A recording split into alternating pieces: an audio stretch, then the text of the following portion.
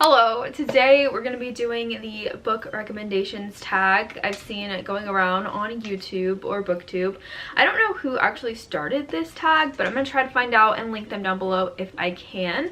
I haven't done a tag video like this in a really long time on my channel, so I'm really enjoying the fact that people are bringing them back, and I feel like tag videos used to be such a staple on BookTube a long time ago. Even before I started my channel, that was what I used to watch, was just a bunch of different tag videos, book hauls, stuff like that. So it's very fun that we're doing that today, but this one is going to be about 15 different prompts, and I'm going to give you 15 different book recommendations based on these questions. My name is Andrew. If you don't know me, you should subscribe, like, comment, stick around. We have a good time here on my channel, but let's just jump right into these recommendations. The first question is a book you tell people is your favorite. I'm going to interpret this as somebody asking you for your favorite book, and maybe somebody that you're not particularly close to. There are birds outside that are so loud. Why are the birds talking right now? What? Sorry. Okay, so when somebody I don't know asks me what my favorite book is, like in a conversation, if it comes up or something, just if I don't know their book taste or the genres they like, I will generally say a fiction book, and this is the one I say. So The Shadow of the Wind by Carlos Ruiz Zafón. This is one of my favorite books, but I have a lot of favorite books, and usually fantasy is what I gravitate towards. But again, if I don't know somebody, I just tell them this. I feel like it's a safe option because this book is really interesting. It follows a character named Daniel who finds a book called The Shadow of the Wind. Yeah, it's one of those books, okay? That's the name of this book, but it's a book in a book, and it's really cool the way that that happens.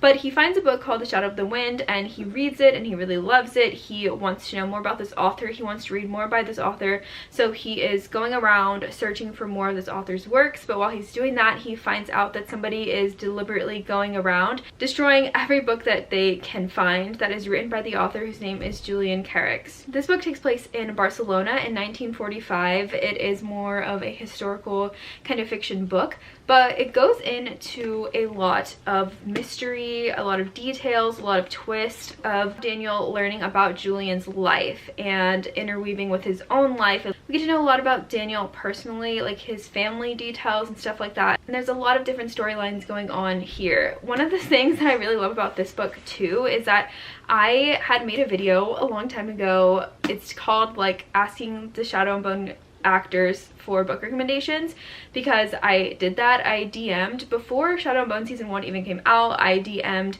Jessie Mae Lee, Kate Young, Freddie Carter, Amita Suman, I don't think Ben Barnes, maybe, and then Archie and Callahan, because those were like the OG. Those were who we knew were going to be in Shadow and Bone season 1.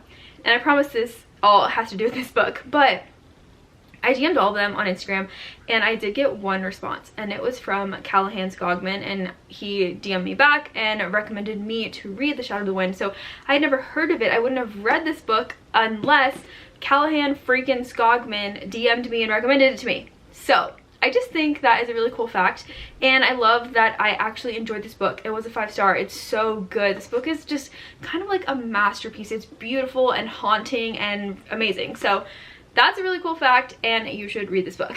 Number 2 is a book that is your guilty pleasure. This one is a new book that I just read in March. It's called Love in Other Words by Christina Lauren, and it was so good. I read The Unhoneymooners by Christina Lauren, and I really did not like that book. Like, I hated it. So I didn't think I was gonna like any of their other work. So now that I really absolutely adore Love in Other Words, it's my guilty pleasure, okay? Like, it just is. I want to read it again and again. I'm gonna buy it. I want like every copy of it that is out, like all the different editions and different covers. It's just so good, but I feel like it's not even like that profound of a book. It's just something that I love. It's just a guilty pleasure for me. In that one, we're following Macy and Elliot, who are like childhood friends, and Macy basically every summer she goes to this town because her and her dad have this vacation house. On the weekends they'll go, on the summers they'll go, and the next door neighbor is Elliot's family. So they've grown up just in increments of time, meeting and talking to each other and becoming closer and closer, becoming friends. And then we find out that for 11 years they had not been talking, and we don't know why. We don't know what was the fallout, but as you read, you're getting told dual timeline. So you're getting the present and the past, and you're learning and uncovering why they stopped being friends.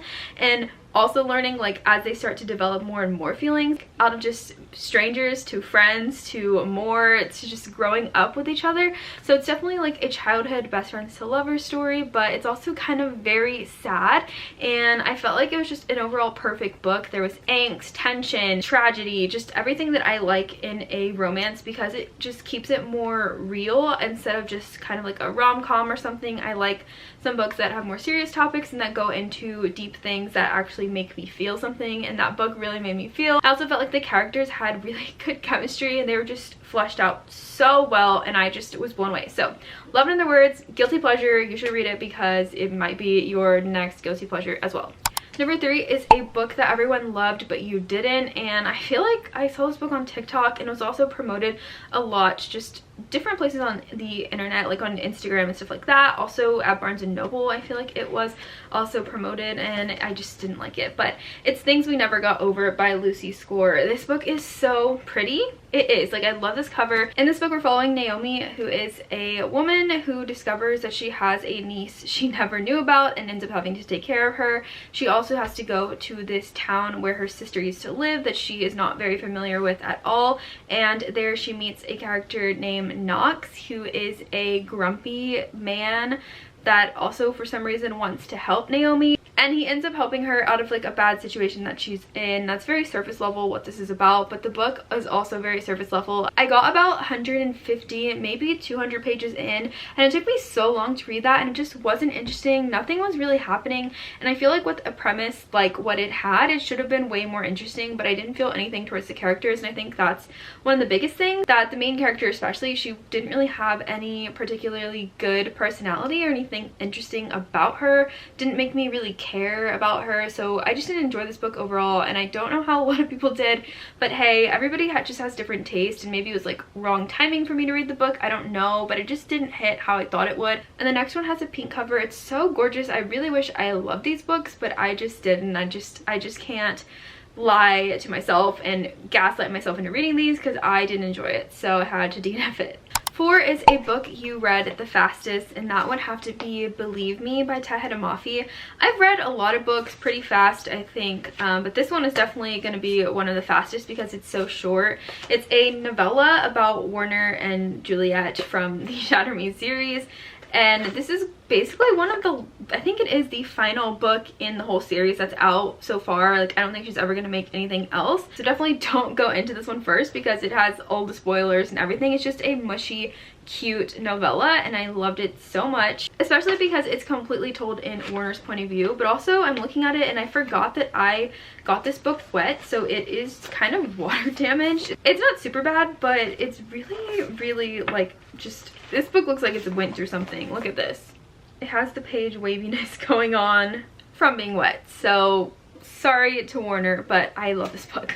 5 is a book that deserves more hype, and that has to be Strike the Zither by Joan Hay with my girl Zafir and this other character named Crow. I love them so much. This is a young adult fantasy series. The second book is coming out next year, I believe. But this book is so good. I am obsessed. I think everybody who likes young adult fantasy or fantasy in general would really love this book. We're following Zafir, who is a war strategist, and she is basically scheming and plotting to try to put her empress on the throne of all the 3 kingdoms, because there's like 3 rival kingdoms with all rival strategists and rival empresses and things like that. And Crow, who I mentioned, is another strategist, and he is super cunning and clever and one of the only people out there that can match Zafir's cleverness, and I just love them so much. I'm saying that as if there's anything particularly romantic about them, because there's really not. We don't really get a lot at all, and they're enemies, but I just see what Joan Hay is doing. I see the seeds she's planting, and I have hope. She's also been making very cryptic comments on Instagram about how they are not going to get a happy ending and how things are just not going to go well for readers that, you know, overly ship them, which I can live with because I trust Joan Hay. I think the next book is going to be so good. The title is out. It's called Sound the Gong. Oh, it's going to be so good. if you like my taste at all, if you like fantasy and you like some of the books that I've recommended or some of the books that I talk about, if you like those, you will like Strike the Zither. It is just such a well-written fantasy. It's just a book all about war, politics. It's also a reimagining or retelling kind of the classic Chinese tale, The Three Kingdoms. So that's a very cool aspect as well. I learned some things that I just never knew and never would have known about. If you don't know Zephyr and you don't know Crow, you are missing out. That's all I have to say. Number 6 is a book that is becoming a TV show or a movie. So I thought I'd talk about Light Lark by Alex Astor for a second. This one is my copy that I got signed. She wrote like all over it. But Light Lark is a very popular book. Like, I feel like everybody knows about it, and if you've heard Alex Astor talk about it, you've probably seen her TikToks or Instagram reels. You probably heard her saying that this book got a movie deal before it was even published, before it even came out, before people even read it, which is crazy. I don't know how far in production or anything it is. I do know that a lot of books do get the rights bought for movies or TV shows or any kind of adaptation, but it doesn't mean that's going to happen. And I do have a feeling that with Light Lark it's not going to happen, because there's just been no updates at all, and I can't see the hype lasting that long. And maybe it will. I mean, we just got book 2's name dropped, which is going to be Nightbane, which I think that's a really interesting name. The cover is really cool. It's coming out this year. That is so fast. Like, I feel like they are really pushing out these books and publishing them as fast as they can. I didn't even know Alex Astor was done writing. I don't even think she's done writing it, actually. So that's crazy. But Alex Astor was super nice. I really loved her. I feel like she was getting some hate on TikTok, and I don't think she deserved it. I feel like she is genuinely like a nice person. Obviously, I don't know her, but I mean, when I met her in person, she gave off good vibes. But aside from that, Light Lark is about the different realms in this world all have different powers, and basically the main character is the only one that can save all the realms. It's like one of those, and she's also thrown into this tournament. There's like a curse on her where she can't like be with the person that she loves. There's a lot of different things going on. It wasn't exactly a perfectly executed book, and a lot of people have differing opinions on it, but I thought it was overall solid and a good fantasy, and it did have all of the hits of a fantasy. There is also a character in here who is like the dark, brooding character, and I'm really interested to know more about that character and see where everything is going. So we'll be picking up book 2, and I do hope there will be a movie, because I think it would be really interesting and really cool. All of the characters, like their clothing and stuff, is described really fashionable and intriguing, and I feel like if a production team could pull it off, it could be good, but I am skeptical. 7 is a book you've reread the most, and I have 2 to talk about. Obviously, one of them is Red Rising. I feel like I mentioned this in every video, but I've reread Red Rising, Golden Sun, and Morning Star now 4 times each, so I'm on Morning Star. This is my 4th time reading the trilogy all the way through, and 4 is a lot of times to read a book. I tried to look on Goodreads, and to my knowledge, it is the book I've read the most. So 4 times for Red Rising. But a book that I think takes the cake here and is the actual one I've read the most in my life is Twilight, because in high school I surprisingly didn't read that much. So I read a lot in middle school, then I went to high school and stopped reading for a while, and it wasn't until my first year of college when I started getting into reading again, made my channel, and just like really started buying books and reading. Like, I never even had a bookshelf in high school or anything, but I did read Twilight. And so for a while, I think like my junior and senior year, mostly my senior year, I got back into reading a little bit, and I read Twilight over and over. Like, I would read it, finish it, read it again. I think I would read like all the way to Breaking Dawn and then start over, and then I would just cut out the rest and just reread Twilight. A lot of things were going on in my life, and I feel like it was more of having a safety net of knowing what was going to happen in the book and giving me a sense of like continuity. Not gonna get into that, okay? We're not gonna go down that road, but it was definitely the book that I've read the most. So I know I've read this one probably 6 times or more, could be like 10. Like, I knew this book. I still know this book like the back of my hand, and I kind of want to reread it because this is such a well-loved copy. It's like the perfect flappiness, and everything is bent, all the pages. Sometimes I didn't have bookmarks, I would just dog ear. Like, this was a high school me book. So I even have my name written in it. I have just random stuff in it. So It's a special copy and I've read it a lot. Number 8 is a book genre you don't typically read, and for this it has to be a mystery thriller. If you have been around on my channel, you can probably name absolutely no mystery or thrillers because I don't read them, so I don't recommend them to you. I'm not able to recommend you any mystery and thriller. If that's what you want, I'm so sorry because I have nothing to offer you. I just never do. I'm not particularly, I was fixing my bracelets, I'm sorry, I'm getting distracted. I'm never particularly drawn to mystery and thriller. I don't like not knowing what's going on. Like, obviously in fantasy and stuff, there's plot twists and reveals, like I don't know what's going on, but from the synopsis you get a good sense of what's going on, and I'm okay with like a plot twist because you think you know where we're going and then it's twisted and you don't, so that's like fun. But for a mystery or thriller, you're going into it already knowing you're missing something from the puzzle, or you're trying to figure it out, and I just can't because the suspense of me not knowing it, not for me. And also if it's not done well and then I do read it and I'm sitting here trying to figure out all this stuff and then it turns out to be something dumb and it wasn't even a good mystery or a good thriller and a good reveal, I will be so mad. I just feel like it would just be a waste of my time. So I don't read mysteries or thrillers. If you know of a really, really good one, I'm not super opposed. Like, I would try it, but I've never heard anybody tell me about one that is really good.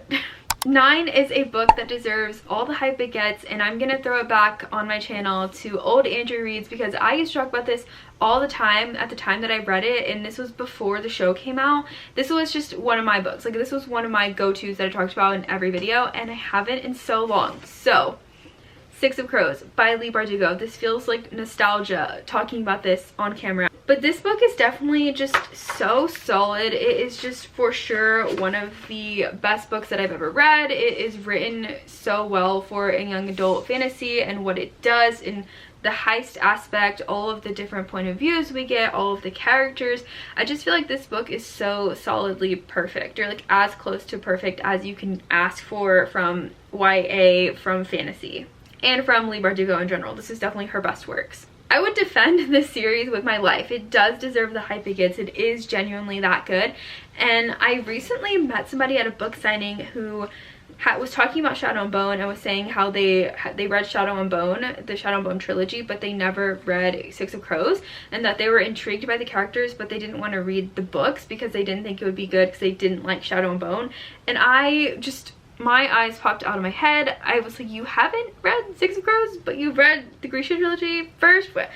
You need to read Six of Crows. So if anyone else out there, I just didn't know this was a thing, but if you haven't read Six of Crows, but you've watched the show, you are missing out on all of the good things, all of the best things in Six of Crows, because they're all in the books. It's just so much detail. The characters are amazing, and if obviously a lot of you I think have read Six of Crows, so you know, like if you know, you know, this is just amazing. So I don't need to go on and on about it, but it's definitely a book that I think will always deserve the hype it gets, if not deserves more.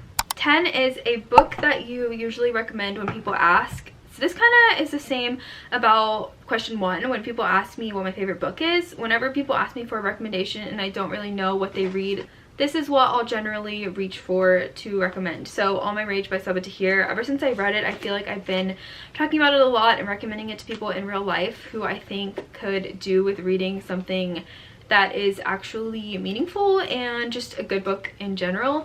But All My Rage follows Noor and Salahuddin, who are 2 teens growing up together, but they both have really hard lives and struggles and backgrounds and things like that, and so they're not friends, but we're finding out how they can come back together and see if they can be friends, and that they're kind of the only 2 people that they can rely on and who have a sense of what the other is going through.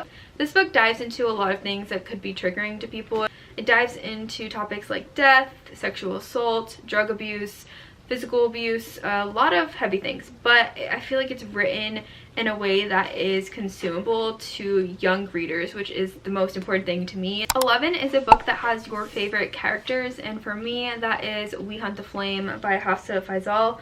I love this book so much. I also think this one deserves more hype than it gets because I think everybody should read it. It is so good.